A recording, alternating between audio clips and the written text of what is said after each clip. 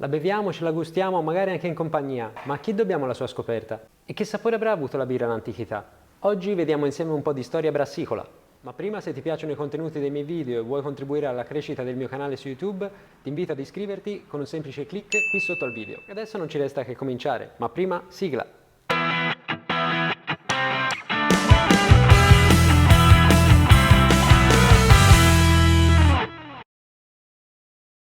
Per prima cosa dobbiamo fare una premessa.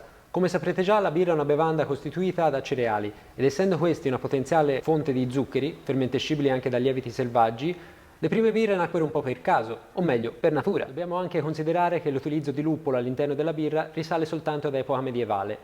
Quindi se consideriamo la sua definizione al giorno d'oggi, non potremo nemmeno definirla birra, ma probabilmente bevanda alcolica a base di cereali fermentati. E semmai aromatizzata con qualche spezia per darle un po' di sapore. Ma passiamo ora alla storia vera e propria. Alcuni test chimici effettuati su reperti di brocche in ceramica hanno accertato che la prima birra fu prodotta circa 7000 anni fa, nel territorio appartenente all'attuale Iran, mentre nei territori appartenenti all'antica Mesopotamia una tavoletta rinvenuta appartenente all'epoca sumera di circa 6000 anni fa ritrae un gruppo di persone intente a bere una bevanda da un recipiente comune con cannucce di paglia.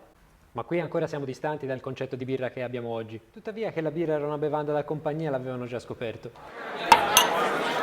La birra divenne fondamentale per tutte le civiltà classiche dell'antico Occidente che coltivavano cereali, compreso anche l'Egitto, dove addirittura si producevano ben 3 tipologie di birra: la Zithum, cioè una birra chiara, la Kurmi, che era una birra scura, e la Sa, una birra riservata al faraone e alle cerimonie religiose. Pensate che la birra, essendo ritenuta un liquido divino e purificante, veniva adoperata anche per lavare i corpi dei nobili e dei faraoni al momento del trapasso, prima di cominciare la pratica della mummificazione. In più nel corredo funebre dei morti vi erano sempre 2 anfore colme di birra per garantirne anche nell'aldilà sufficienza.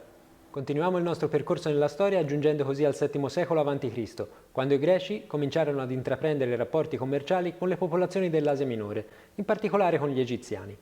La produzione di birra nell'antica Grecia fu sempre secondaria a quella delle altre bevande alcoliche, perché i greci la consideravano inferiore al vino. Tuttavia, a riguardo, anche Platone, grande filosofo e probabilmente anche grande birraio, scrisse: «Deve essere stato un uomo saggio ad inventare la birra», e non aveva tutti i torti. La birra ebbe un'importanza notevole anche per i primi romani. Pensate che addirittura con essa venivano creati unguenti e prodotti di bellezza a tal punto da essere ritenuta una bevanda da donne.